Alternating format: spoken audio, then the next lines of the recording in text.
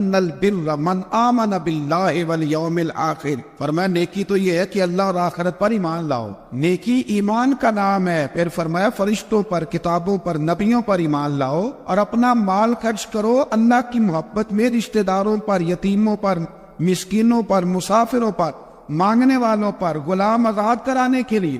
اور فرمایا نیکی تو یہ ہے کہ نماز قائم کرو، زکوٰۃ ادا کرو، اپنے وعدے پورے کرو جب تم وعدہ کر لیتے ہو، اور جب تمہیں کوئی مصیبت پہنچے اس پر صبر کرو۔ فرمایا اولئک الذین صدقوا، یہ وہ لوگ ہیں جو نیکی کے دعوے میں سچے، جو ایمان بھی لائیں، خرچ بھی کریں، مصیبت پر صبر بھی کریں، یہ وہ لوگ ہیں جو ایمان کے دعوے میں سچے ہیں۔ وَأُولَئِكَ هُمُ الْمُتَّقُونَ، اور یہ وہ لوگ ہیں جو پرہیزگار ہیں اللہ سے۔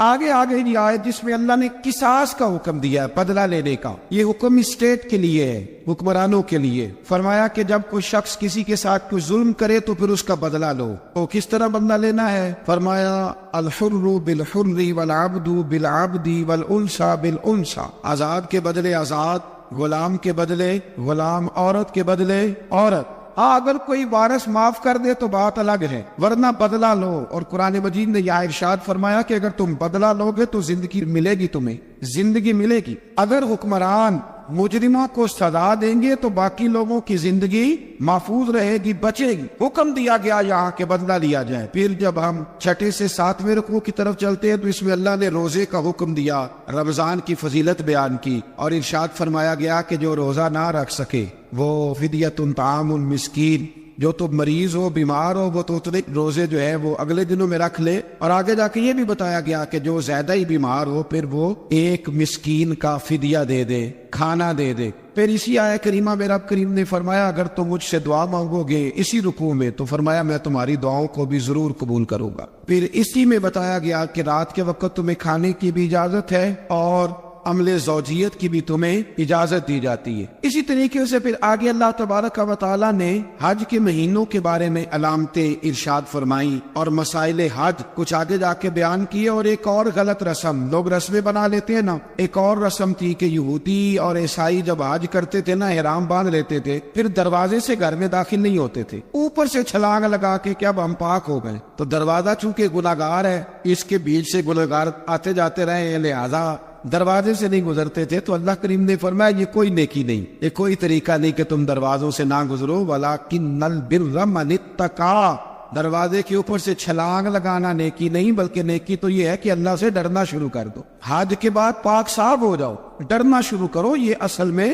نیکی ہے۔ تو پھر اللہ تبارک و تعالیٰ نے حج کے مسائل کافی تفصیل کے ساتھ، کیونکہ وہ فقہی مسائل ہیں اور پوری اس کی جزیات ہے، لہذا وہ ایک نشست میں کرنے کی بات نہیں، تو رب کریم نے وہاں مشعر حرام کا بھی ذکر فرمایا اور ان سب چیزوں کی طرف نشاندہی فرمائی جن پر توجہ کرنا امت مسلمہ کے لیے بڑا ہی ضروری ہے۔ پھر 8ویں رکوع تک یہ باتیں مختلف انداز میں چلتی رہی۔ پھر 9 سے 10ویں رکوع میں ایک بات رب کریم نے یہ ارشاد فرمائی کہ میں نے کافروں کی نظر میں نا، جب انہوں نے میری نافرمانی کی ہے، میرے کلمہ نہیں پڑھا، میرے محبوب کو نہیں مانا، قرآن مجید کو نہیں مانا، تو فرمایا میں نے دنیا کی زندگی ان کے سامنے مزین کر دی۔ یہ بڑی سمجھنے والی بات۔ فرمایا زُيِّنَ لِلَّذِينَ كَفَرُوا، وہ جنہوں نے کفر کیا تھا نا ان کے لیے زینت دے دی، کسے؟ حیات الدنیا، دنیا کی زندگی کو اللہ نے نا ان کے لیے حسین کر دی، انہیں بڑے اچھے لگتے ہیں، یہ میری جائیداد ہے، یہ میرا باغ ہے، او میری حویلی ہے، یہ سارے میرے جناب بنگلے ہیں۔ فرمایا یہ چیزیں ہم نے کافروں کی نظر میں پھر پیاری کر دی۔ سمجھیے گا بات، یہ کافر کا طریقہ ہے، یہ وہ دنیا داری کا مال دیکھتا ہے تو اس کی آنکھیں کھل جاتی ہے، بڑا راضی ہوتا ہے۔ مومن کا یہ طریقہ، مومن کس بات پہ راضی ہوتا ہے؟ اللہ تبارک و تعالیٰ کی رضا پہ مومن راضی ہوتا ہے۔ اس چیز کو اللہ کریم نے یہاں بیان فرمایا۔ پھر اس سے آگے جو حرمت والے مہینے ہیں ان مہینوں کا ذکر کیا گیا۔ پھر اللہ تبارک و تعالیٰ نے جوے اور شراب کو حرام قرار دیا۔ 219 نمبر آیت ہے، اس رکوع میں اللہ تبارک و تعالیٰ نے اس کا بھی تذکرہ فرمایا۔ یہ تفصیل کے ساتھ تذکرے جاری رہے۔ پھر اسی طرح عورتوں کے جو حیض و نفاس کے مسائل ہیں ان کو بھی اللہ تبارک و تعالیٰ نے اسی پارے کے اندر بیان فرمایا۔ کچھ طلاق کے مسائل بھی اللہ کریم نے اسی پارے 9ویں رکوع سے آگے جا کے ان ساری چیزوں کو اللہ کریم نے بیان فرمایا۔ پھر یہ بھی ارشاد فرمایا حیض و نفاس مسائل اور طلاق، ان ساری چیزوں کو بیان کرنے کے بعد فرمایا کہ ان کے مسائل گویا سیکھ لو، اس پر عمل کرو، اور فرمایا تلک حدود اللہ، یہ اللہ کی حدیں ہیں، فلا تعتدوها، اللہ کی حدوں سے آگے نہ گزرنا، یہ وہ باؤنڈری ہے جو اللہ نے بنائی ہے، یہ حکم وہ ہے جو رب نے دیے ہیں، تو ان سے آگے نہ جانا۔ تو بالتفصیل ان ساری چیزوں کا یہاں بیان فرمایا گیا، اور وہ مسائل جو بڑی تیزی سے لوگ الجھا دیتے ہیں ان کا بھی اللہ کریم نے یہاں ذکر فرمایا۔ بیچ میں کچھ آیات ایسی ہیں جو زیادہ توجہ کے قابل ہیں، اور ہماری روزمرہ کی زندگی میں ہمیں ان کی بڑی اشد ضرورت ہے، جو اگرچہ مسائل فقہ تو نہیں لیکن ضرورت کے لحاظ سے، روزمرہ کے اخلاقی رویوں کے لحاظ سے اس کی بڑی ضرورت ہے۔ ان چند آیات کا بھی ہم نے انتخاب کیا، انشاءاللہ اس پر بھی کچھ بات کرتا ہوں۔ اس پارے کے آخر میں اللہ کریم نے ایک واقعہ بیان فرمایا ہے، اس میں اللہ تبارک و تعالیٰ نے بنی اسرائیل کا ایک واقعہ بڑی تفصیل کے ساتھ، اور وہ اس پارے کے اختتام پر عقیدے کے لحاظ سے، نظریے کے لحاظ سے، سمجھنے کے لحاظ سے بڑی اہم چیز ہے، اس پر ضرور غور فرمائے۔ وہ یہ ہوا کہ بنی اسرائیل کے اندر ہمیشہ ایسے ہوتا تھا کہ اللہ تبارک و تعالیٰ ایک پیغمبر اور ایک بادشاہ، بنی اسرائیل کے اندر ہمیشہ نبی اور بادشاہ موجود رہتے تھے۔ ایک وقت ایسا آیا کہ بنی اسرائیل میں کوئی نبی نہیں تھے، اور بنی اسرائیل کا جو اپنا علاقہ تھا وہ ملک شام ہے، تو قوم عمالقہ ایک قوم تھی اور بڑے سخت گیر لوگ تھے، انہوں نے بنی اسرائیل والوں کے ساتھ لڑائی کی، جہاد کیا، اور انہیں ان کے علاقے سے نکال دیا۔ اور کچھ حضرت یوسف علیہ السلام کے زمانے میں ویسے بھی ایک بہت بڑی تعداد جا کے مصر میں آباد ہو گئی۔ اب یہ ہوا کہ ان کے پاس کوئی بادشاہ نہیں ہے، یہ بار بار دعا کرتے ہیں، التجا کرتے ہیں، تو اللہ تعالیٰ نے ایک پیغمبر انہیں عطا کیے جن کے مختلف نام کتابوں میں ہیں۔ صدر الافاضل رحمۃ اللہ علیہ نے تفسیر خزائن العرفان کے اندر ان کا نام حضرت شمویل علیہ السلام لکھا ہے۔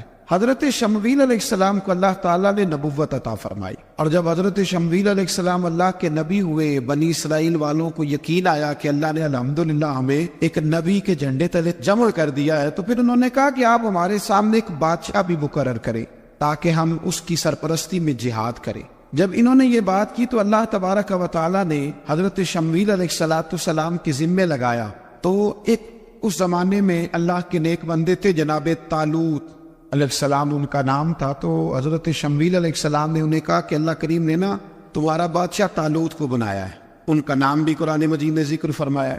تو بنی اسرائیل کے لوگ کہنے لگے یہ تو غریب آدمی ہے، وہ بکریاں چرایا کرتے تھے لیکن علم میں بڑے پختہ تھے، وجود میں بڑے طاقتور تھے، تو کہا کہ یہ تو غریب آدمی ہے، تو ہم تو زیادہ حق رکھتے تھے کہ ہمیں بادشاہ بنایا جائے۔ تو حضرت طالوت علیہ السلام کے بادشاہ بننے کے بعد حضرت شمویل علیہ السلام نے جو بات کی، اللہ کریم نے اسے قرآن مجید میں بیان فرمایا۔ رب فرماتا ہے بسطتاً فی العلم والجسم، اسے اس لیے تمہارا بادشاہ بنایا گیا ہے کہ اسے ہم نے کشادگی دی ہے، علم میں بھی اور جسم میں بھی۔ بڑے ماشاءاللہ موٹے تازے تھے، وجود بڑا طاقتور تھا۔ کچھ موٹے تازے ہوتے ہیں پر طاقتور نہیں ہوتے، موٹے تازے بھی تھے اور طاقتور بھی تھے۔ فرمایا کہ وجود میں بھی طاقت ہے اور علم میں بھی اللہ نے انہیں وسعت عطا فرمائی۔ تو بنی اسرائیل والے کہنے لگے جی نہیں جی کوئی بندہ اور آ جائے، یہ ہمارا بہت بڑا مسئلہ ہے نا جی، ہر ایک کی مرضی کی نہ تو بات ہو سکتی ہے اور نہ ہر بندہ ہر ایک کی مرضی پر پورا۔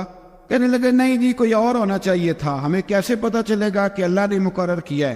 بڑی خاص بات ہے، اس کو سمجھیے گا، یہ سارا مضمون آپ کو ملے گا اسی پارے کے آخر میں، آپ پڑھیں گے نا جی تو یہ سارا مضمون آپ کو ملے گا، اور آپ اگر سرسری نظر سے بھی اس کا مطالعہ کریں گے نا، جا کے قرآن شریف کھول کے 15ویں سے 16ویں رکوع میں آپ خوش ہوں گے کہ آپ کتنے اچھے نظریے اور عقیدے کے ماننے والے ہیں۔ تو جب کہا نا کہ طالوت کو ہمارا بادشاہ بنایا گیا تو دلیل کیا ہے، تو قرآن کہتا ہے کہ حضرت شمویل علیہ السلام نے فرمایا کہ تمہارا ایک تابوت تھا، ایک صندوق تھا تمہارے پاس، وہ صندوق تمہارا قوم عمالقہ اٹھا کے لے گئی تھی، ان کے بادشاہ ہونے کی دلیل یہ ہے کہ اللہ تمہارا وہ صندوق تمہیں واپس کر دے، وہ تمہارا صندوق تمہیں واپس کر دے گا۔ اس صندوق میں کیا ہے، وہ حضرت آدم جنت سے ساتھ لے کے آئے تھے، اس میں تھا کیا، تو قرآن مجید کہتا ہے کہ اس کے اندر نا حضرت ہارون علیہ السلام اور حضرت موسیٰ علیہ السلام کے تبرکات تھے۔ تبرکات، کل میں ایک مولوی دیکھ رہا تھا بیچارہ، ایک بندہ نا مسجد نبی کے ساتھ غلاف اور شاید کوئی کفن تھا، وہ مسجد نبی کی دیواروں سے مس کر رہا تھا، تو وہ کہہ رہا تھا نہیں اس سے کیا ہوتا ہے، تبرک کوئی چیز نہیں، اچھے اعمال کی وجہ سے بندہ بخشا جائے گا۔ میں نے کہا تو مجھے ملے تو میں تجھے بخاری کھول کے دکھاؤں کہ حضرت عبد الرحمن ابن عوف جنہیں حضور نے قطعی جنتی کہا، حضور کے وجود پر کرتا دیکھ کے کہنے لگے حضور بڑا ہی سونا لگ رہا ہے، تو فرمایا تجھے چاہیے حضور مل جائے تو کیا ہی بات ہے۔ نبی پاک نے عطا کیا تو صحابہ کہنے لگے عبد الرحمن آپ کو تو ضرورت نہیں تھی، کے پاس تو بڑے لباس ہیں، تو یہ کرتا حضور نے قبول کر لیا، کوئی لے کے آیا اور آپ نے مانگ لیا تو وہ رو پڑے، کہنے لگے پہننے کے لیے نہیں مانگا، یہ حضور کے جسم سے لگ گیا ہے، میں نے کفن بنانے کے لیے مانگا ہے۔ تو کہتا ہے حضور کے تبرک میں خیر کوئی نہیں۔ اور آپ یقین کریں ان لوگوں پہ حیرانگی ہے، ہم نے بھی مرنا ہے نا جی، بڑی جلدی قبر میں جانا ہے، وقت کا کچھ پتہ نہیں، لیکن اتنے اندھے ہو کر لوگ چیزوں کو دیکھتے اور اس تیزی کے ساتھ گمراہی پھیلاتے۔ مجھے باقاعدہ کسی نے ویڈیو بھیجی اور کہنے لگا جی دیکھیں کتنی اچھی بات کر رہا ہے، لوگوں کو سمجھائیں، تو میں نے کہا نہیں، اس کو سمجھانے کی ضرورت ہے۔ اور میں نے اس کو دیکھا ہے، وہ جو لال جمال والا میں نے دیکھا ہے، وہ ڈھونڈ ڈھونڈ کے جاہلوں کو پکڑتا ہے، تلاش کرتا ہے، اور اگر کوئی مل جائے بات بتانے والا تو پھر وہ خود پکڑا جاتا ہے، اور کئی دفعہ پکڑا گیا تو نکل گیا ہے۔ اللہ تعالیٰ ہمیں سمجھنے کی توفیق، ہم سیانے ہو جائے تو یہ دور دور تک نظر نہیں آئیں گے انشاءاللہ۔ تو وہ تابوت آئے گا، بنی اسرائیل والوں سے کہا تابوت میں کیا تھا سن لو، اور یہ قرآن مجید ہے۔ آج میری ماننا یہ 15 میں سے 16 رکوع ضرور ہی پڑھنا کہ وہ آخر تابوت میں کیا تھا، کھیلنا ذرا۔ قرآن مجید کہتا ہے کہ حضرت موسیٰ علیہ السلام اور حضرت ہارون کے تبرک تھے، تو تبرک کیا تھے؟ تمام مفسرین نے لکھا ہے کہ حضرت موسیٰ کا ایک کرتا تھا، ایک ڈنڈا تھا، جوتے تھے، اور جناب ہارون علیہ السلام کا امامہ شریف، اور تورات کی کچھ تختیاں تھی۔ تو اس کا فائدہ کیا تھا؟ اس تابوت کا فائدہ یہ تھا کہ بنی اسرائیل والے جب اپنے دشمنوں سے لڑتے تھے، تابوت سامنے رکھ کے دعا مانگتے تھے، اللہ انہیں کامیابی عطا کر دیتا تھا۔ تو قوم مالکوں کو بھی پتہ چل گیا کہ صندوق میں کچھ ہے جس کی وجہ سے یہ کامیاب ہو جاتے، وہ صندوق اٹھا کے لے گئے۔ اب ان کی کم بختی یہ، کم نصیبی یہ کہ انہوں نے جا کے اسے روڑی پہ پھینک دیا۔ جب روڑی پہ پھینکا تو ان کے اندر بیماریاں آ گئیں، وبائیں پھوٹ پڑی، مرنے لگے، وجود پھولنے لگا۔ پھر ان کے دلوں میں بات آئی کہ یہ ہم نے اس صندوق کی بے ادبی کی ہے۔ صندوق میں کیا ہے؟ تبرکات۔ ہمیں کہتے ہیں جی نالین کا نقشہ کیوں لگایا ہے؟ تمہارے تو بزرگوں کا عقیدہ ہے سر پہ رکھنے کو مل جائے اگر نقش نالے پاک کے حضور تو پھر کہیں گے کہ ہاں تاجدار ہم بھی ہیں۔ تو کہا کہ اس کے اندر یہ تبرکات تھے، انہیں بھی سمجھ میں آئی، تو انہوں نے نا بیل گاڑی منگائی اور وہ صندوق اٹھا کے اس کے اوپر رکھ دیا۔ اب کیا ہوا؟ قرآن کہتے ہیں کہ فرشتوں نے نا اس صندوق کو وہاں سے اٹھایا۔ مفسرین نے لکھا اس کا معنی یہ بھی ہو سکتا ہے کہ اس بیل گاڑی کو ڈائریکشن پہ لگایا، ادھر سے حضرت شمویل علیہ السلام نے جناب طالوت کو بادشاہ بنا دیا، اور ادھر سے وہ صندوق چل پڑا۔ کہا بھئی ہم ان کو کیسے بادشاہ مانے؟ تو فرمایا بادشاہ اس طرح مانو گے کہ تمہارا وہ صندوق آ جائے گا، اور قرآن کہتے ہیں اس صندوق میں تمہارے دلوں کا سکون ہے، اس میں تمہارے دلوں کا۔ اور بھائی تمہاری تو کوشش ہوتی ہے بزرگوں سے کوئی چیز مل جائے، اللہ والوں کا کوئی تبرک ہمارے ہاتھ آ جائے۔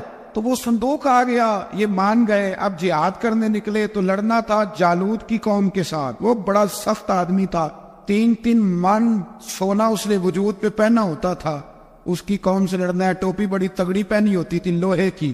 اب کون لڑے؟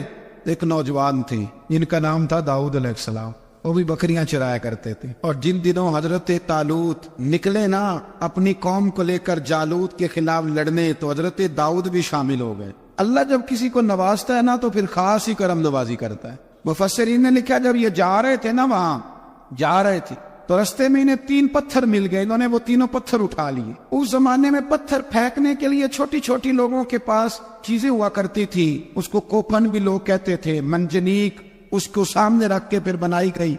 تو آپ کے پاس بھی وہ آلہ تھا جس سے دشمن پر پتھر مارے جاتے تھے، تو آپ وہ مشین لے کر، وہ آلہ لے کر وہاں پہنچے ہوئے تھے، 3 پتھر آپ کے پاس تھے۔ آپ فرماتے اس دن میں بڑا بیمار تھا، اتنا بیمار تھا کہ میرا رنگ پیلا ہو گیا۔ اب وہ جالوت کے سامنے کوئی نہیں جاتا تھا، تو جناب طالوت کہنے لگے کہ جو جالوت کو مارے گا نا، یعنی ان کے بادشاہ کو اس قوم کے، تو میں اسے اپنی آدھی سلطنت بھی دے دوں گا اور اپنی بیٹی کا نکاح بھی اس کے ساتھ کر دوں۔ دیکھیں اللہ نوازتا ہے تو کس انداز میں نوازتا ہے۔ حضرت داؤد کہتے ہیں وہ دور کھڑا تھا تو میں نے نا 3 پتھر مارے۔ بھئی ہمت کرنا تو ہمارے ذمہ ہے کہ نہیں؟ میری ملت کا جوان کہتا میں نے کرنا کرانا کچھ نہیں، یعنی اگر آپ کہیں نا کچھ کرو تو پھر وہ کوئی کام کرنے کی مطلب معاملہ۔ وہ مجھے کل ایک سنگی کہہ رہے تھے، کہنے لگے جی اللہ کے فضل سے کچھ بھی نہیں کرنا پڑا، مرشد نے نظر کر دی۔ میں کہ میں ملن گی تو میں انہوں نے سمجھاواں گا کہ کچھ کرا کے نظر کریا کرو، کیونکہ میرے وہ دوست ہیں، میں انہیں جانتا ہوں۔ نظر میں بڑا کچھ ہوتا ہے، لیکن اللہ بھی تو بندے پہ بڑی نظر رحمت کرتا ہے نو۔ لیکن کہتا ہے 5 نمازیں پڑھ، رمضان کے روزے رکھ، زکوٰۃ فرض ہو تو ادا کر، یہ سارے کام کر، سچ بول، دیانتداری کر۔ پھر میں اپنے فضل سے تجھے جنت عطا کروں.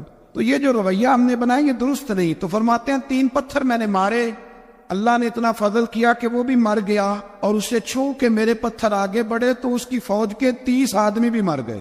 3 پتھروں سے 31 بندے اللہ نے مار دیے. فرماتے اس لیے کہ ہاتھ میرے تھے اور طاقتیں میرے رب کریم کی. تو حضرت داؤد علیہ السلام کے حصے میں جناب طالوت کی صاحبزادی بھی آئی، آدھی سلطنت بھی آئی.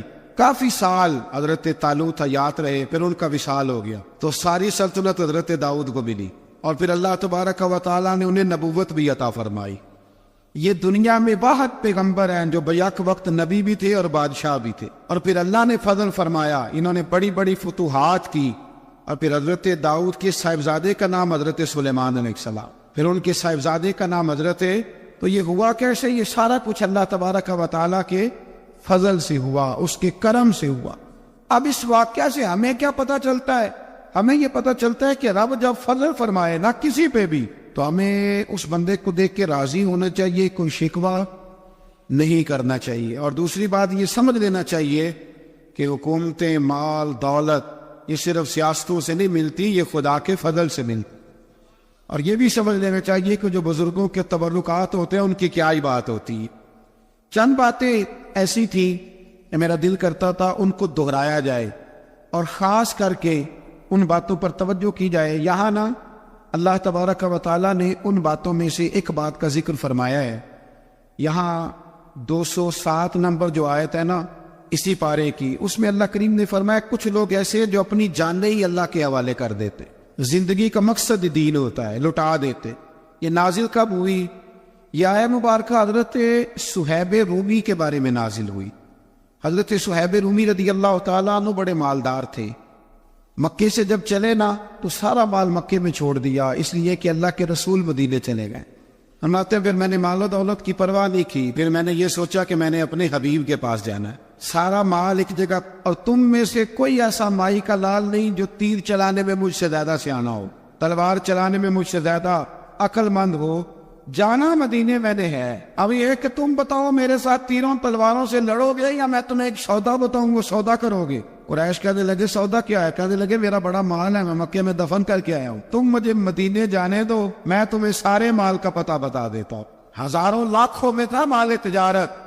دیکھیں جب صحابہ مدینے جاتے تھے تو کتنی قیمت دے کے جایا کرتے. تم مجھے جانے دو، میں تمہیں وہاں کا پتہ بتاتا ہوں. انہوں نے کہا جی بات ٹھیک ہے، آپ پتہ بتا دیں. حضرت صہیب نے ساری زندگی کی جمع پوچھی، ہزاروں لاکھوں میں ساری دے دی، اور مدینے کے لیے تیار ہو گئے. اللہ کریم نے اس بات کو بڑا ہی پسند فرمایا اور فرمایا وَمِنَ النَّاسِ مَن يَشْرِي نَفْسَهُ ابْتِغَاءَ مَرْضَاتِ اللَّهِ. فرمایا کچھ لوگ ایسے ہیں جو اپنی جانیں بیچ دیتے ہیں اللہ کی رضا حاصل کرنے، اپنی جانیں بیچ دیتے ہیں. نَفْسَهُ ابْتِغَاءَ مَرْضَاتِ اللَّهِ، اللہ کی رضا حاصل کرنے کے لیے اپنی جانوں کو بیچ دیتے ہیں. تو فرمایا پھر اللہ کیا کرتا ہے؟ فرمایا واللہ رؤوف بالعباد، پھر اللہ بھی اپنے بندوں پر بڑا ہی رحم فرمانے والا ہے. جب یہ سارا مال دے کے مدینے پہنچے نا تو ان کے استقبال کے لیے جناب عمر پہلے سے موجود تھے. حضرت عمر ریسیو کر کے نبی کریم کی بارگاہ میں لے گئے تو فرماتے ہیں حضور نے مجھے دیکھتے ہی فرمایا صہیب زندگی میں تم نے بڑی تجارتیں کی ہوں گی، پر یہ جو تو نے سودا کیا ہے نا یہ بڑا ہی نفع والا کیا ہے. یہ جو سودا فرمایا یہ تو نے بڑا، تو دین کے لیے جب آپ کوئی کام کرتے تو یہ سودا بڑا نفع والا. ایک مضمون اور یہاں ہے 216 نمبر آیت میں، وہ بھی بڑا ہی سمجھنے والا ہے. اللہ کریم نے جب جہاد فرض کیا نا تو فرمایا کتب علیکم القتال، ہم نے تم پر قتل کرنا، قتال کرنا فرض کیا ہے. فرمایا ہو سکتا ہے تمہیں یہ کراہت محسوس ہو، مشکل لگے، برا لگے. ایک بات جو آج کی نصیحت ہے اور مضامین قرآن جو ہم سیکھ رہے ہیں اس کے اندر سے ہمیں یہ خاص چیز ہے جس کو سمجھنا چاہیے.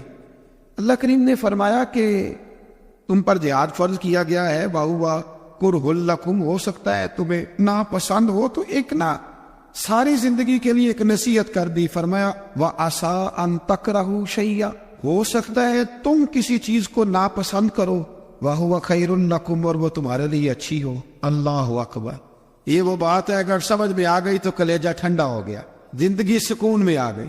فرمایا ہو سکتا ہے تم کسی چیز کو ناپسند کرو اور وہ تمہارے لیے بہتر و عسا ان تحبوا شیئا، ہو سکتا ہے تم کسی چیز سے محبت کرو، وہو شر لکم، اور وہ تمہارے لیے بری ہو، اچھی۔ بس میرے رب نے ایک بات مسلمان کو بتا دی تو جینے کے لیے بڑی کافی ہے۔ فرمایا تم میرے اور میرے رسول کے حکم پر چلو۔ کیوں؟ اس لیے کہ واللہ یعلم وانتم لا تعلمون، اللہ جانتا ہے تم نہیں جانتے۔ اللہ کے طریقوں کے مطابق، رسول اللہ کے بتائے ہوئے طریقوں کے مطابق چلو، اللہ جانتا ہے ہم جانتے نہیں۔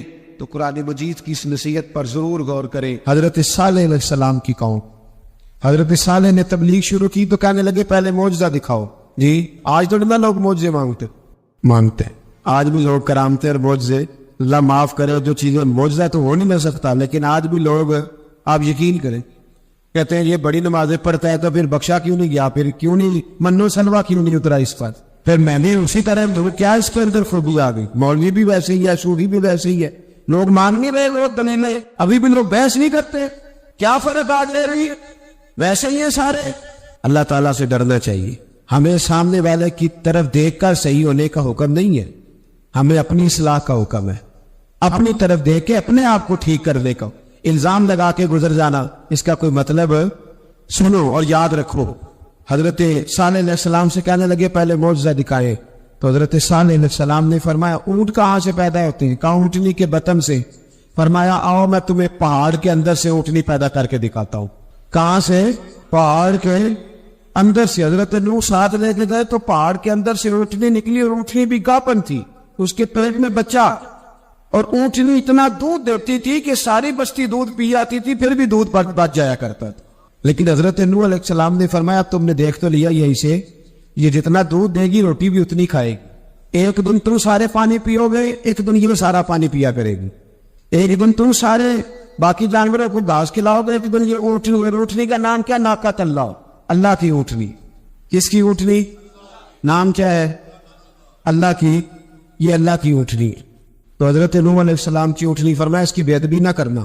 باز نہیں آئے لوگ، باز نہیں آئے، کہنے لگا جی دودھ دینا تو ٹھیک ہے، پر یہ جو سارا پانی پی جاتی ہے نا یہ صحیح نہیں، یہ جو ساری گھاس کھا جاتی ہے یہ نہیں ٹھیک، دودھ دینا تو ٹھیک ہے پر یہ نہیں صحیح۔ آپ نے فرمایا اسے کچھ نہ کہنا، اللہ کی اونٹنی ہے۔ میں کہا کرتا ہوں ان لوگوں نے ناقۃ اللہ کی بے ادبی کی، حضرت نوح علیہ السلام کی اونٹنی کی ٹانگیں کاٹ دی، صالح علیہ السلام۔ اور دیکھو اللہ بڑا بے نیاز ہے، اگر پیدا کرنا جانتا ہے تو حفاظت کرنی نہیں جانتا، لیکن رب کریم نے فرمایا نہ کرنا۔ انہوں نے ان کے پیر کاٹ دیے، کانوں پہ چھریاں لگائیں۔ اونٹنی جب مر گئی، اونٹنی اللہ تبارک و تعالیٰ کی اونٹنی جب مر گئی تو حضرت صالح علیہ السلام کی قوم پر رب کریم نے زلزلہ بھیجا۔ اذا زلزلت الارض زلزالہا، جب زلزلے آئیں گے اور جب ان کا زلزلہ آتا ہے نا، کیا کرتی ہے قوم؟ لا الہ الا اللہ، لا الہ الا اللہ، کلمے جاری ہو جاتے۔ بلکہ ایک دفعہ ایسا بھی ہوا کہ مسجدوں میں اعلان ہونے لگے زلزلہ آ رہا ہے، جو فجر کے لیے نہیں اٹھے زلزلے کے لیے وہ بھی اٹھ گئے، جن کا دعویٰ ہے نا میری سویرے آنکھ نہیں کھلتی، ان کی لگی نہیں کتنے گھنٹے، بعد میں بھی نہیں لگی، ٹی وی پہ اعلان ہوتے رہے کوئی نہیں آ رہا سو جاؤ چپ کر کے، لیکن آنکھ لگی۔ موت سے تو ڈرتا ہے، اللہ سے ڈرتا ہی نہیں، موت کا خوف ہے رب کا نہیں۔ زلزلہ آیا، ساری قوم تباہ ہو گئی۔ بتاؤ اگر ناقۃ اللہ کی گستاخی ہو تو اللہ ناراض ہو جاتا ہے، اور اگر اولیاء اللہ کی ہو تو رب ناراض نہیں ہوتا۔ شرم نہیں آتی لوگوں کو داتا صاحب کی بے ادبی کرتے، شرم نہیں آتی لوگوں کو غوث اعظم کی گستاخی کرتے، حیا نہیں آتی جنہوں نے دین پھیلایا ان کی بے ادبی۔ میں درد سے کہتا ہوں، رو کے کہتا ہوں، اور اگر کلیجہ پھٹ سکے تو میں دکھاؤں زخم کتنے۔ ایک حج کے موقع پر ایک بابا جی، اس سال 4,80,000 روپے کا پرائیویٹ حج تھا، اور بابا جی کی کیفیت کمزور تھی، بیچارے بیمار تھے، اس کے باوجود وہ گئے۔ بوڑھے آدمی جا کے بیٹھیے، اور کتنی مشکل ہے وہاں مینا، مزدلفہ، عرفات، طواف زیارت، کتنا مشکل کام ہے طواف زیارت کرنا، طواف وداع کرنا۔ کس کٹھن سے حج کیا، بڑھاپے میں پیسے بھی لگائے، اور جب وہ روضہ رسول پہ گئے صلی اللہ، اور انہوں نے جا کے نبی پاک صلی اللہ علیہ وسلم کے روزے کی طرف منہ کر کے درود شریف پڑھا تو ایک ملا نے اٹھ کے کہہ دیا تو مشرک ہے۔ تو میری روح کانپی، میں نے کہا تجھے شرم نہیں آئی، حیا نہیں آ رہی؟ اس کی عمر میں، کس بڑھاپے میں کہاں سے چلا، کہاں آیا؟ یہ مشرک ہوتا تو کسی مندر میں جاتا، یہ مشرک ہوتا تو کسی گرجے میں جاتا، یہ مشرک نہیں، یہ مومن ہے۔ اور یہ وہ والا مومن ہے جس کے سینے میں دل جب دھڑکتا ہے تو خالی دھڑکتا نہیں، ساتھ میں محمد عربی پہ درود سلام بھی پڑھتا ہے۔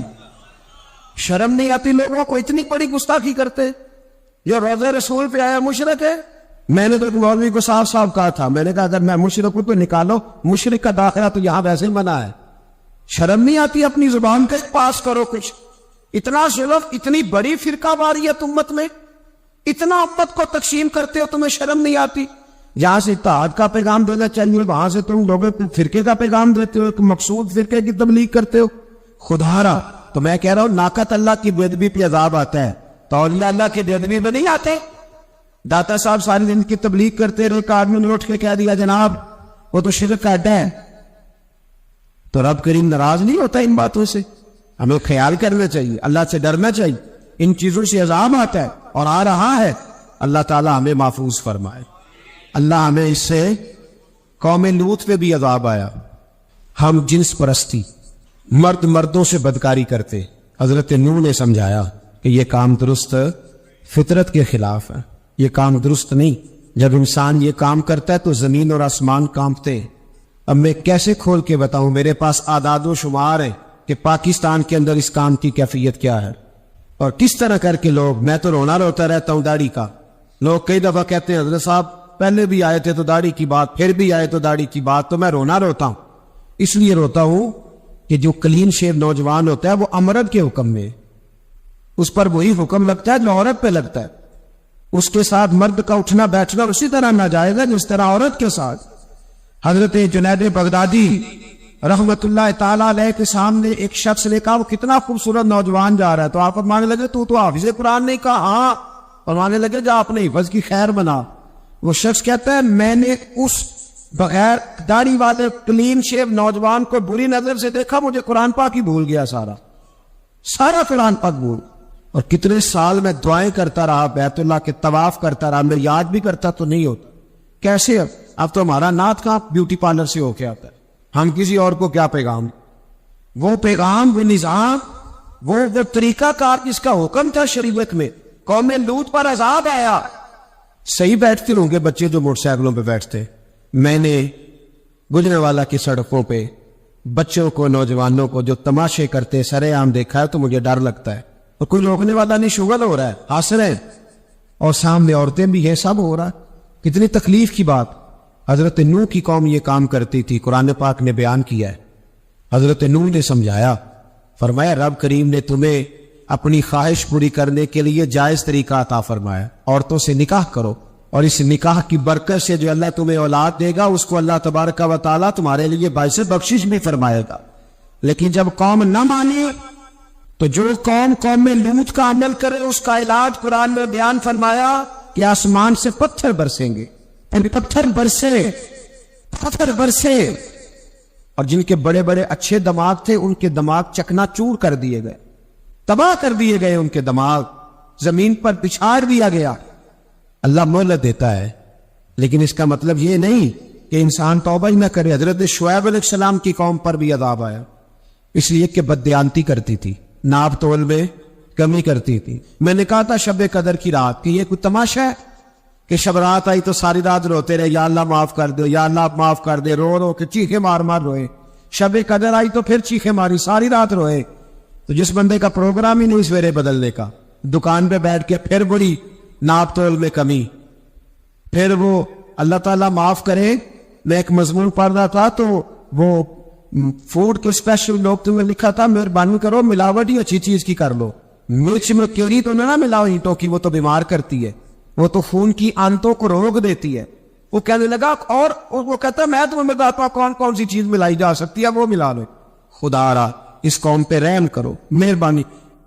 ایک دوست ہے ہمارے، میں وزیر آباد میں ان کے گھر بیٹھا تھا تو ایک میڈیکل، میرا کسی شخص پہ اعتراض کرنے کا میں مجموعی بات کرتا ہوں۔ میں ایسے ڈاکٹروں کو جانتا ہوں جو اللہ تعالیٰ فضل کرے سچ مچ کے نیک ہیں، اچھے لوگ۔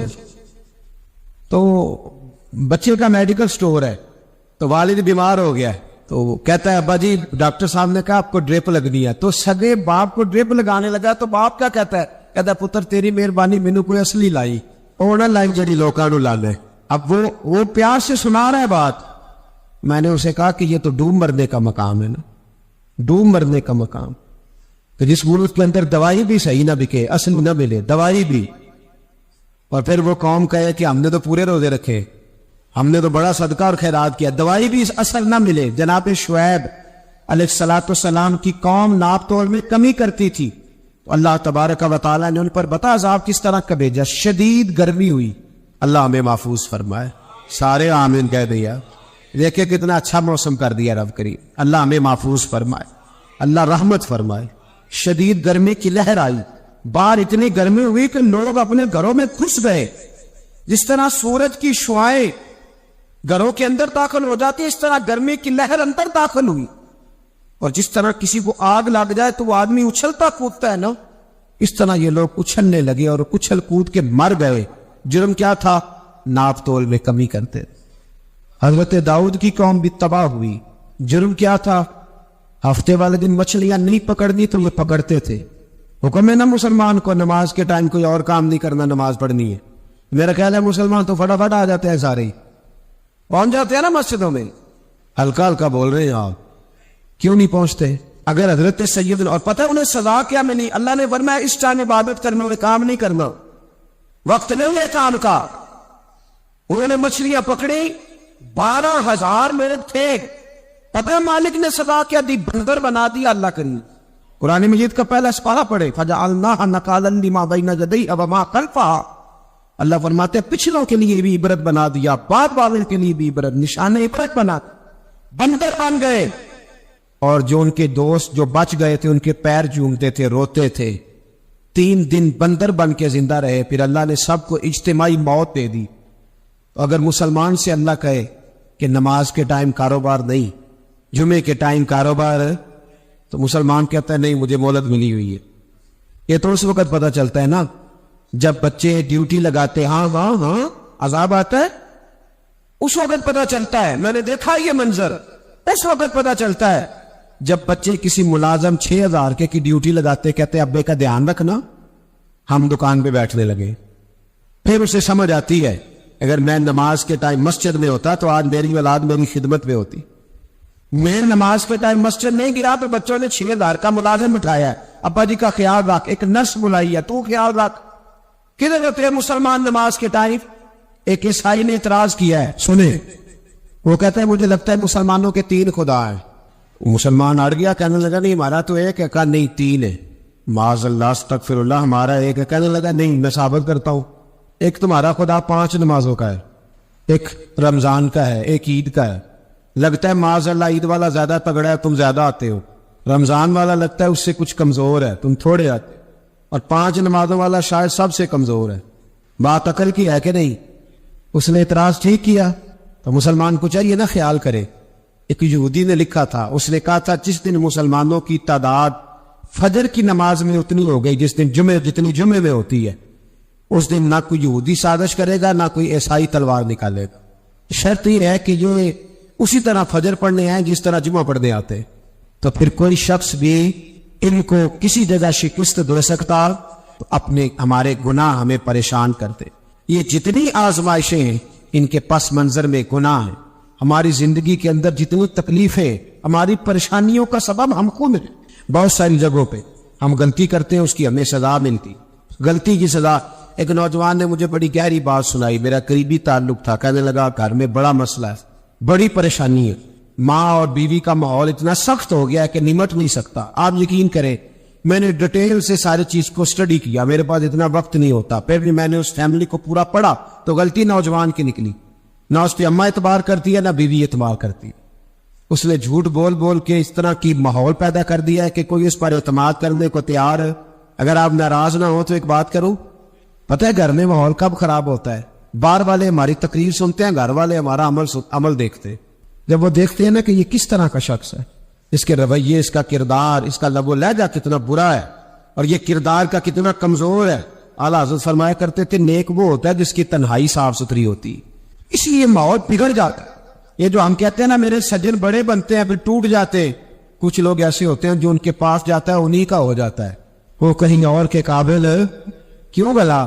اس لیے کہ ان کے کردار میں ٹھنڈک دیکھتا ہے، ان کے لب و لہجے میں مٹھاس دیکھتا ہے، اس شخص میں اتنی خوبصورتی دیکھتا ہے کہ اسی کا بن جاتا ہے۔ حضرت ابراہیم بن ادم کے پاس ایک نوجوان آیا، کہنے لگا میں گناہ کرنا چاہتا ہوں، فرمانے لگا بالکل کر، اللہ کا دیا ہوا رزق کھانا چھوڑ دے اور گناہ کر۔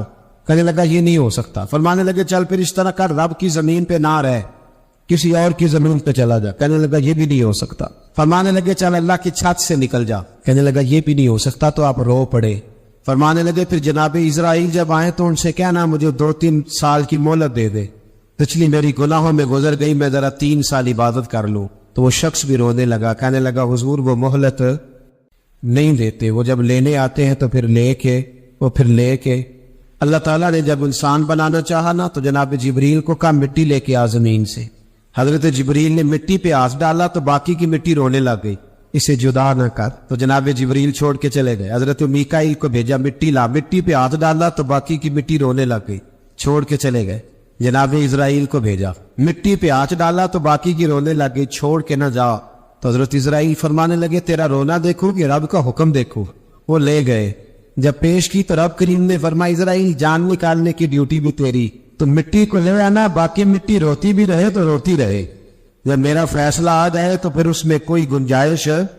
ہم کھاتے بھی اللہ کا ہے، نافرمانی بھی اس کی کرتے، زمین پہ بھی اس کی چلتے ہیں، نافرمانی بھی اس کی کرتے، حکم کسی اور کا مانتے، چھت پہ رب کریم کی رہتے۔ اس طرح نظام نہیں چلتا۔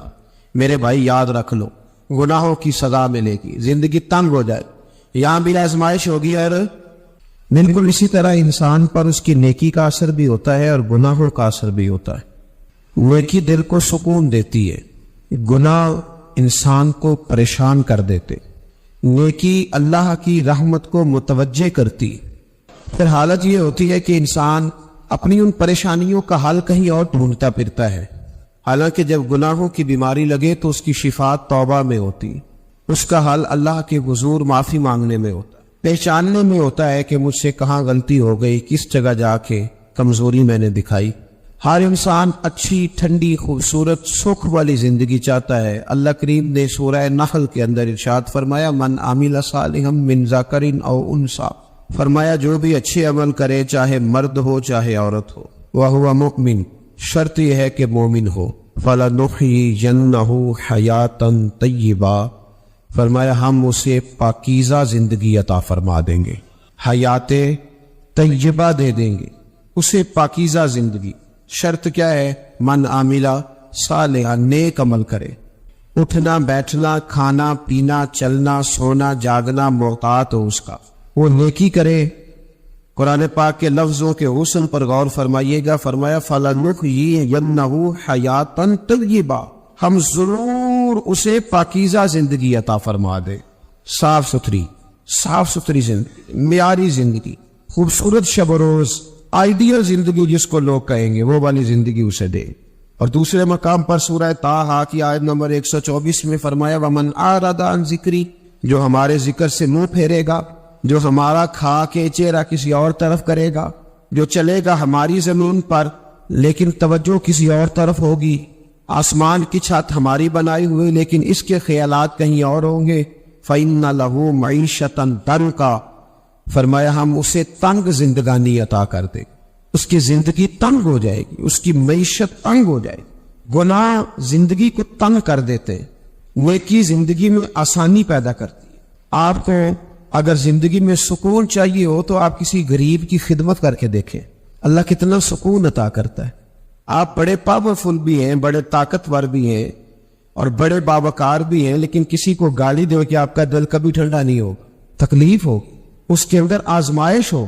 ڈاکٹر ریسرچ کرتے ہیں، ڈاکٹر وہ کہتے ہیں گناہ کرنے سے آدمی جسمانی طور پر کمزور ہوتا ہے، لیکن وہی عمل اگر وہ بطور نیکی کرتا ہے تو اللہ اس میں اسے قوت عطا فرماتا ہے، اسی عمل میں اللہ اسے قوت عطا کر دیتا ہے۔ میں صرف اشارہ دے رہا ہوں، اس بات کی تفصیل میں نہیں جانا چاہتا۔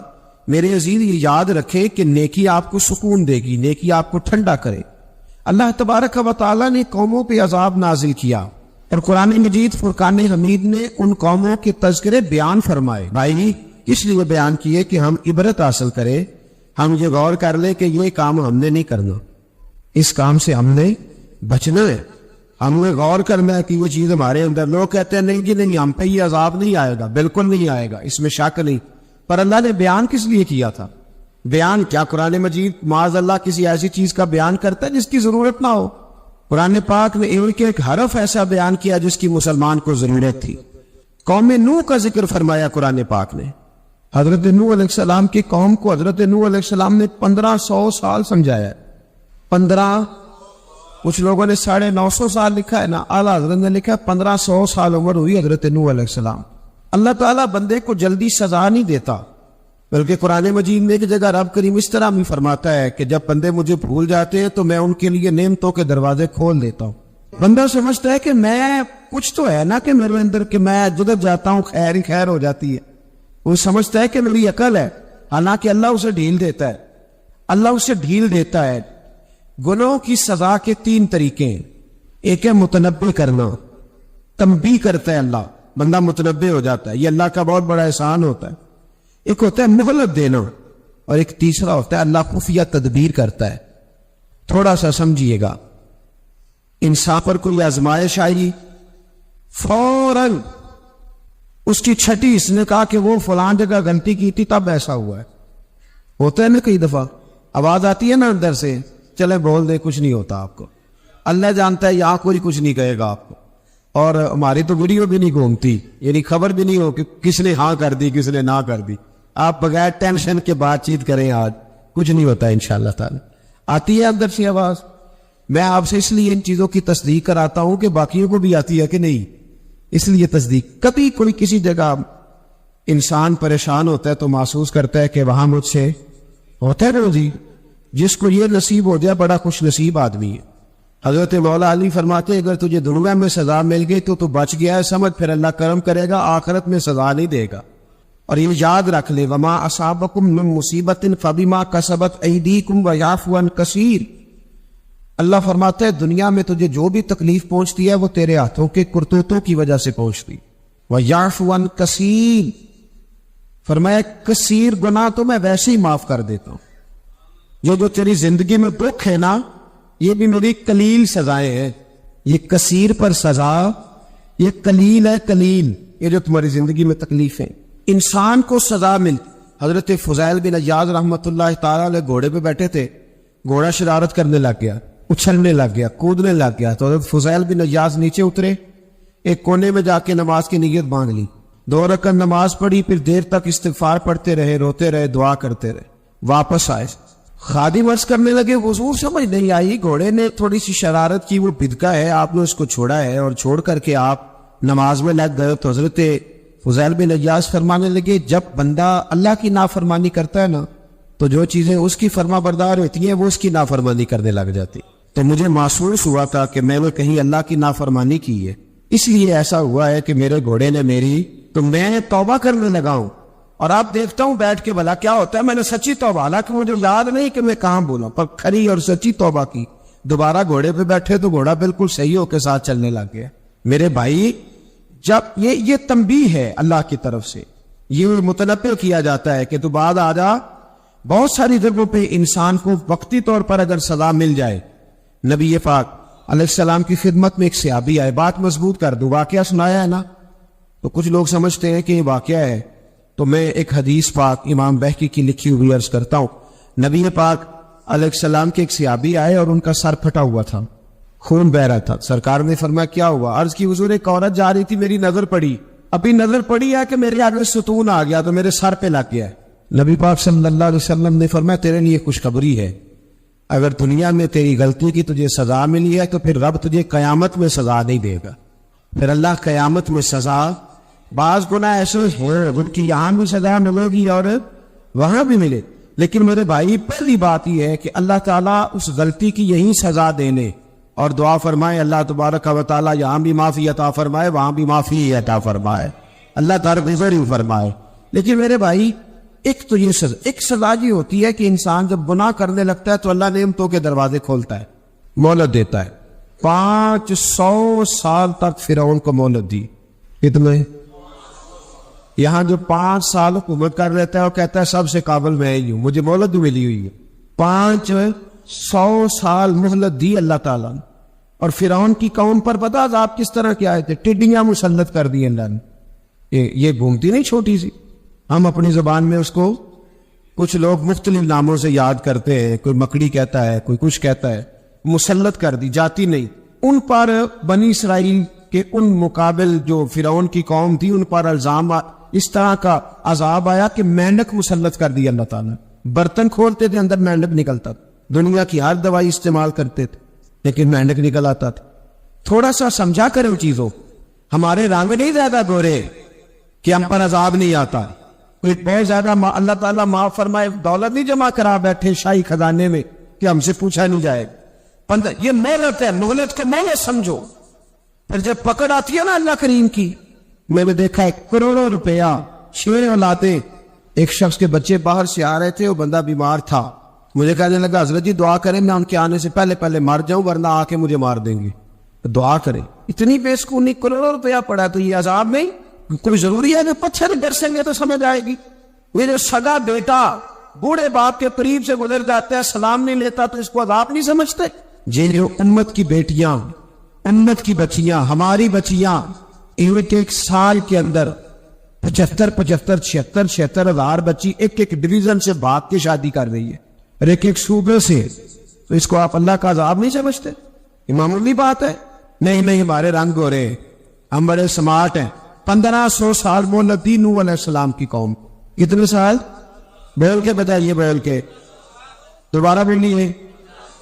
1500 سال. کوئی آدمی اپنی سمارٹنیس پہ خوش نہ ہو جائے کہ 20 سال ہو گئے میں تو نافرمانی بھی کر رہا ہوں، روٹی بھی پک رہی ہے، میں تو حرام بھی کھا رہا ہوں، پھر بھی سب ٹھیک ہے. 1500 سال مہلت دی.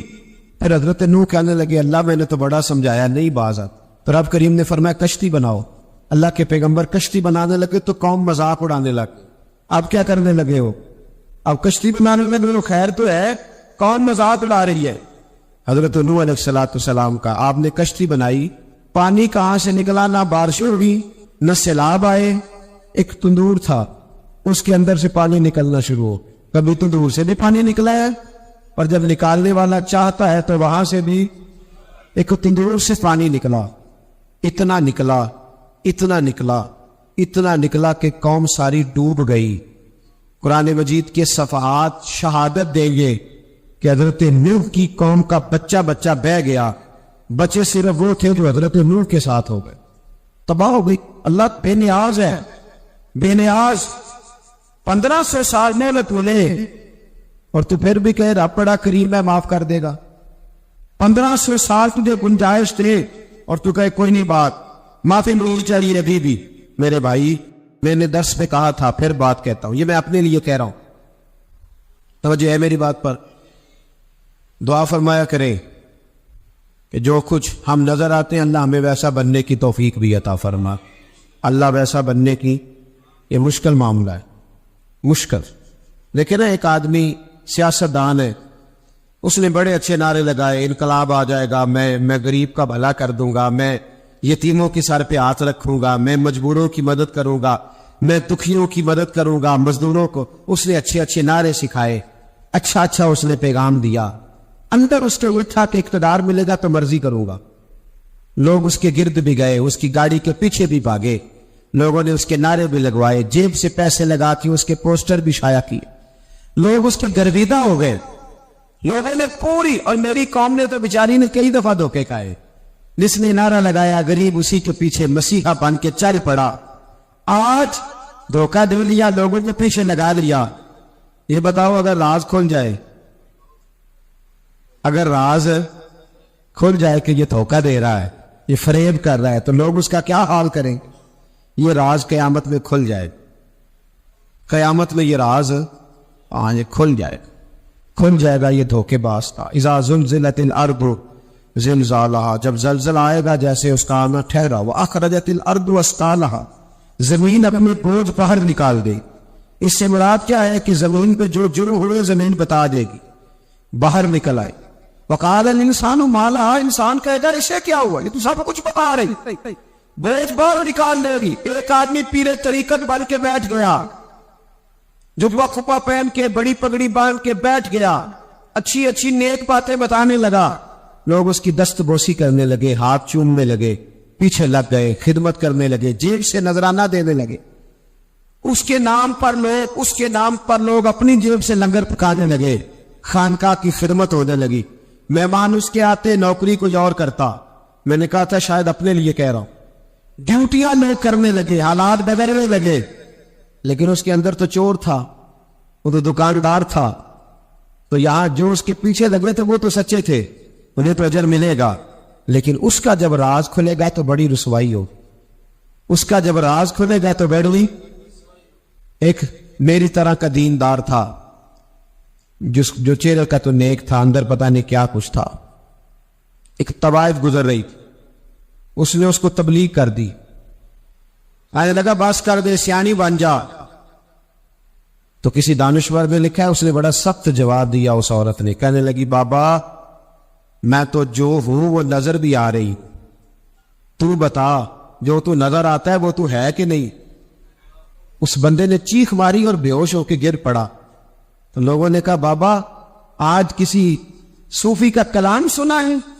یہ بے ہوش ہو گیا. تو اس نے کہا نہیں، آج طوائف کی بات سنی، طوائف کی.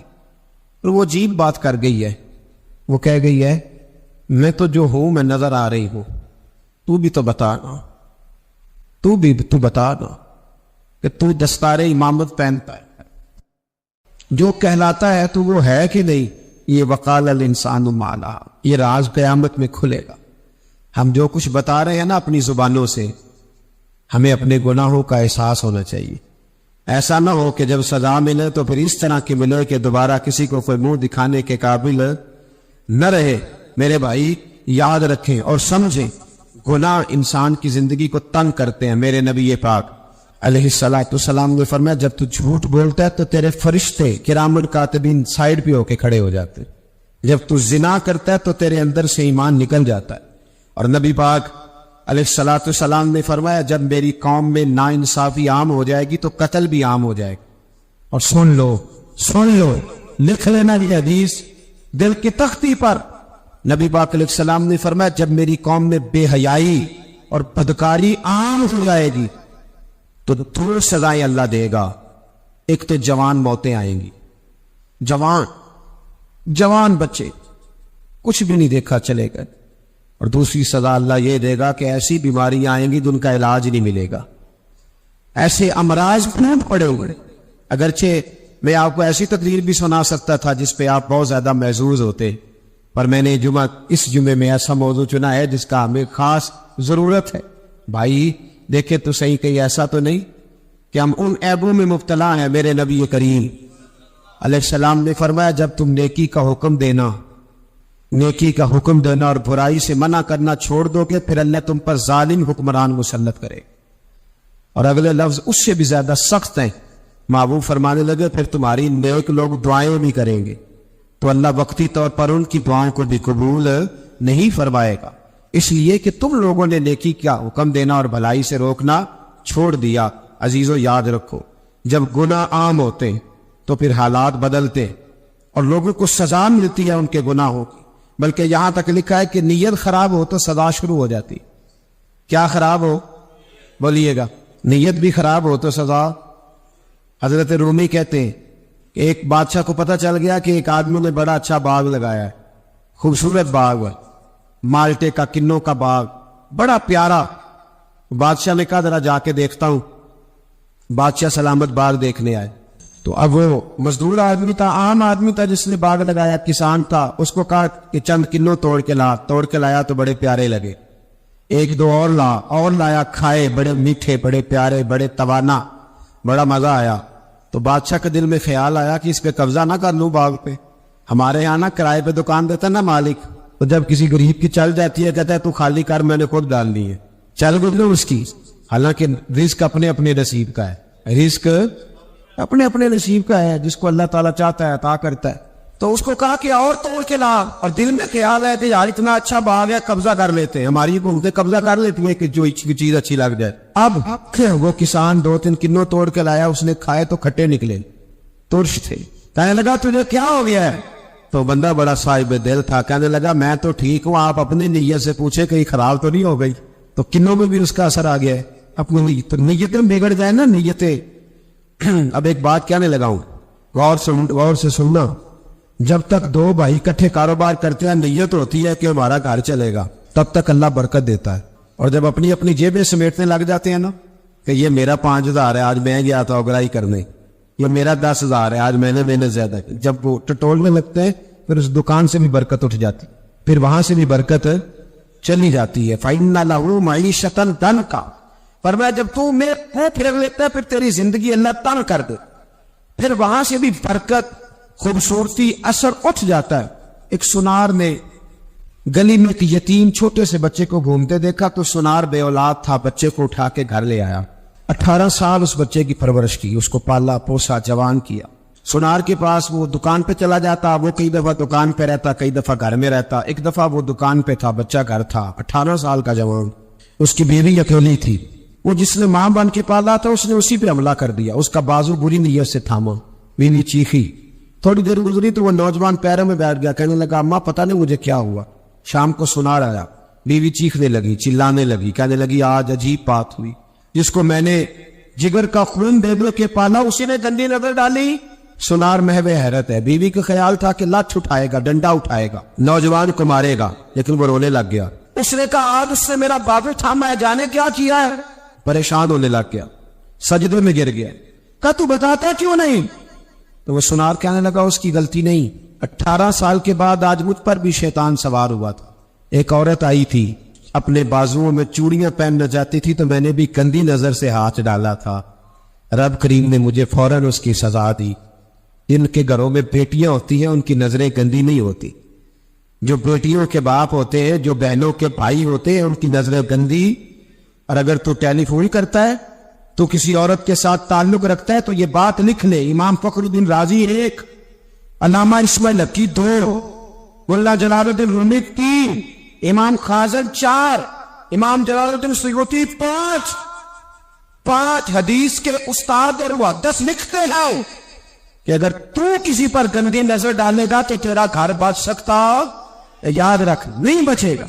اس لیے کہ تیری نظر کسی کی بیٹی کو بیٹی سمجھ تاکہ تیری بچی کا پردہ قائم رہے.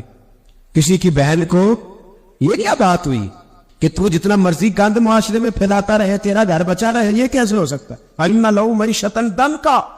اللہ فرماتا ہے زندگی تنگ ہو جائے گی تیرے لیے مشکل، تو ڈھونڈتا پھرے گا کہ میں مرنے کو جگہ تلاش کروں. سچی توبہ کرے، کھری توبہ کرے. یہ گناہ انسان کو مجبور کر دیتے. حضرت عبداللہ بن مبارک رحمۃ اللہ تعالی علیہ، ان کے سینکڑوں شاگرد تھے. ایک شاگرد کے انتقال کا وقت آیا تو گھر گئے ملنے. آپ کہتے ہیں میں نے زور لگا لیا پر اس کی زبان پر کلمہ جاری نہیں ہوا. میں اسے کہتا کلمہ پڑھ پر اس کی زبان پر جاری. اللہ اکبر، بہت بڑی نعمت ہے. دعا فرمائے اللہ ایمان کی موت عطا فرما، ایمان کی موت دے اللہ کریم، ایمان کی موت دے. ایسے بھی لوگ دیکھے ہیں، مسجد نبوی ہے، رسول اللہ کا شہر ہے، سر سجدے میں ہے، روح پرواز کر گئی. روح کر کہ کتنا نصیبوں والا ہے، کتنا نصیبوں والا کہ مسجد نبوی میں سر سجدوں میں رکھا ہے اور اللہ تبارک و تعالیٰ نے معبود کے قدموں میں موت عطا فرمائی. تو حضرت عبداللہ بن مبارک کہتے ہیں میں نے اس کو کہا کلمہ پڑھ تو اس کی زبان پہ جاری نہیں ہوتا. میں بار بار کہتا تو وہ منت کرتا، کہتا حضور میں کوشش کرتا ہوں جاری نہیں ہوتا. فرماتے میں پریشان ہو کے اٹھا، ابھی میں دروازے پہ پہنچا تھا اس نے چیخ ماری اور روح پرواز کر گئی. بچے رونے لگے، بیوی رونے لگی. تو میں نے اس کی بیوی سے کہا کہ یہ جرم کیا کرتا تھا، اتنا بڑا پاپی پہ کلمہ جاری نہیں ہوا. اس کی زوجہ کہنے لگی حضرت جی 2 گناہ تھے اس کے. ایک تو یہ شراب کا عادی تھا، روکتی تھی باز نہیں آتا تھا، اور دوسری بات یہ کہ یہ اپنی اماں کا نافرمان تھا. وہ 2 گلے میں چھوڑ کے رہتی ہے، ایک ابھی ملنے نہیں گیا تھا. اس بوڑھی کا کلیجہ اس کی طرف سے بڑی تکلیف میں تھا. تو حضرت عبداللہ بن مبارک کہنے لگے جا تو بھی دعا کر، اس کی ماں کو بھی کہہ دعا کرے کہ یہاں تو یہ کلمہ نہیں اسے نصیب ہوا، اللہ کرے اللہ آخرت کی منزلیں اس کی بہتر فرما دے. حضرت مالک بن دینار نے توبہ کی انہوں نے. کس طرح؟ فرماتے میں نشے کا عادی تھا، کسی نے مجھے کہا کہ بطور دوائی شراب پی لو تو میں نے پی لی. نشے کا عادی تھا، شراب پیتا تھا. اللہ تعالیٰ نے بڑی منتوں اور کوششوں کے بعد، منتوں کے بعد ایک بیٹی عطا فرمائی. وہ بھی 2.5-3 سال کی ہوئی تو پردہ کر گئی. کہتے میں اس کی قبر پہ بیٹھ کے گھنٹوں روتا. شراب کا عادی تھا. ایک دن سویا تو خواب دیکھتا ہوں کہ میرے پیچھے ایک بڑا سانپ لگ گیا. اور سانپ جب منہ کھولتا ہے تو انگارہ نکلتا ہے. میں پھر دعا کرتا ہوں اللہ ہمیں معاف فرمائے, اللہ ہم سے درگزر. میں کچھ قبرستانوں میں جاتا ہوں تو میں سانپ بچھو پھرتے ہوئے دیکھتا ہوں تو ڈر آتا ہے کہ ہم یہاں آنے والے ہیں. یہ لوگ کہہ رہے ہیں کہ تمہاری تیاری ہے, کسی وقت بھی اعلان ہو جائے گا کہ چلو بھائی چلو فلاں صاحب کا جنازہ ہے, اٹھو. لوگ کہتے ہیں جلدی کرو, اور ایک کونے میں ایک شخص یہ بھی کہتا ہے کہ دیگ بھی رکھ لو, مہمان بڑے جمع ہو گئے. اور ایک کونے میں لوگ یہ بھی کہتے ہیں کہ برف ٹھنڈی لے آؤ, لوگوں نے پانی بھی پینا. تو حضرت مالک بن دینار کہتے ہیں قبرستان میں میں نے دیکھا, میں خواب دیکھتا ہوں, بڑا اژدہا, اس کے منہ کے اندر آگ میرا پیچھا کر رہا ہے. میں خواب دیکھ رہا ہوں. میں دوڑا, لیکن وہ اژدہا جب میں دوڑا تو میرے آگے آ کے کھڑا ہو گیا. میں مشرق کو دوڑا تو وہاں بھی آ گیا, مغرب کو دوڑا تو وہاں بھی آ گیا. جناب مالک بن دینار کہتے ہیں ایک بوڑھا شخص کمزور مجھے بچانے آیا, پر اس اژدہا نے پھونک ماری تو وہ بوڑھا آدمی دور جا گرا. کہتے میں چیختا تھا, چلاتا تھا, ایک پہاڑی پہ میں بھاگا گیا تو وہاں مجھے میری بیٹی ملی, مجھے فوت ہو گئی. وہ اس اژدہے کے آگے اس نے یوں ہاتھ کیا تو اژدہا پیچھے بھاگ گیا. میں نے بیٹی کو گود میں اٹھایا, میں نے کہا بیٹی یہ کون تھا؟ کہنے لگی ابا یہ تیرا برا عمل تھا, یہ تیرا برا عمل تھا, یہ تجھے کھا جاتا اگر میں نہ ہوتی. تو کہا یہ بوڑھا جو مجھے بچانے آیا یہ کون تھا؟ کہا یہ تیرا اچھا عمل تھا پر کمزور بڑا تھا, تھوڑا تھا, یہ تیرے برے عمل کا مقابلہ کرنے کی ہمت نہیں رکھتا تھا. حضرت مالک بن دینار کہتے ہیں میری بیٹی نے خواب میں میری داڑھی پکڑ لی اور کہنے لگی ابا میں چاہتی ہوں تو صحیح ہو جا, ایسا نہ ہو کہ پھر تیرے پیچھے یہ اژدہا لگ جائے. حضرت مالک بن دینار کہتے ہیں جب میں سو کے اٹھا تو میری داڑھی آنسوؤں سے بھری ہوئی, اور اس کے بعد میں نے توبہ کی. اس طرح کی توبہ کی کہ پھر میں نے کوشش کی کہ دوبارہ میں اپنے رب کی نافرمانی نہ کروں. حضرت عبداللہ ابن عباس فرماتے تھے جو دنیا میں ہنس ہنس کے گناہ کرتے ہیں نا, ہنس ہنس کے لوگوں کی غیبت کرتے, فرمایا جو تمہیں ہنس ہنس کے گناہ کرتے نظر آتے ہیں ان کا رونا قیامت میں دیکھا نہیں جائے, ان کے آنسو قیامت میں دیکھے نہیں گئے. جو ہنس ہنس کے گناہ کرتے پھر روئیں گے, فَلْيَضْحَكُوا قَلِيلًا وَلْيَبْكُوا كَثِيرًا. رب فرماتا ہے زیادہ رویا کرو, کم ہنسا کرو. نبی پاک علیہ السلام روتے تو صحابہ کہتے حضور آپ اتنا کیوں روتے ہیں؟ تو محبوب فرماتے جو میں جانتا ہوں وہ تم نہیں جانتے. بھائیو قبروں میں اکیلے جانا ہے, کبھی غور کرنا, اکیلے کوئی بندہ ساتھ حساب دینے نہیں جائے. اماں بڑا پیار کرتی ہے لیکن قبر میں کبھی کوئی ماں بھی ساتھ دفن نہیں ہوتی. اپنا اپنا حساب دینا مشکل وقت ہے, حساب کر لینا چاہیے, تیاری کر کے رکھنی چاہیے. گناہ اگر یہاں ہماری زندگی کو تنگ کرے ہوئے تو وہاں بھی ہمارے لیے مشکلات پیدا کرے. نبی کریم علیہ السلام نے فرمایا ہے کہ اللہ بڑا مہربان ہے, اللہ بڑا کریم ہے, اللہ بڑا ستار ہے. پر یاد رکھو جب کوئی اس کی رٹ کو چیلنج کرے, جب کوئی اس کے قانون کو توڑے, جب کوئی اللہ کی اعلانیہ نافرمانی کرے, پھر رب کریم کی غیرت کو, اس کے عدل کو جوش آتا ہے. توبہ کرے سچی, مسجد کی حاضری دے پابندی کے ساتھ. میری آپ سے ہمیشہ یہ گزارش رہتی ہے کہ مسجد کی حاضری پابندی سے دے. میں اپیل کرتا ہوں داڑھی رکھ لو گے میرے نبی کا طریقہ صلی اللہ تعالی علیہ. واپس آ جائے, ہماری بقا نہ ہمارے دین میں ہے. کوئی نہیں ہمیں رکھے گا, کوئی نہیں رکھے گا, کوئی نہیں. مجھے میرا ایک دوست رات بتا رہا تھا کہ سعودی عرب میں ایک شخص نے 30 سال محنت کی, تو جب وہ مرا ہے وہیں اس کے گھر میں فون کیا تو اس کے گھر والوں نے کہا جناب آپ کو مشکل ہوگی ڈیڈ باڈی بھیجنے میں, وہی دفن کرتے. ہاں اگر اس کا کوئی پیسہ ہے تو وہ ذرا اکاؤنٹ میں بھیج دے, بچیوں کو ضرورت ہے. او بھائی تو اکیلا جائے گا, تیرے لیے مشکل ہو جائے. اپنے بھی ساتھ یقین کریں, بچے دعائیں کرانے آتے ہیں, کہتے ہیں حضرت جی دعا کریں اللہ اماں کی سختی معاف کر دے. اس کا مطلب کیا ہے کہ اماں آپ جائے, اب ہمارا نمبر آئے. بچے تو انتظار کر رہے کہ ابا جائے اور گدی پہ ہمارا نمبر آئے. تیاری ہے, اکیلے جانا ہے, اکیلے سخت سا مرحلہ ہے, اکیلے سارا کچھ فیس کرنا.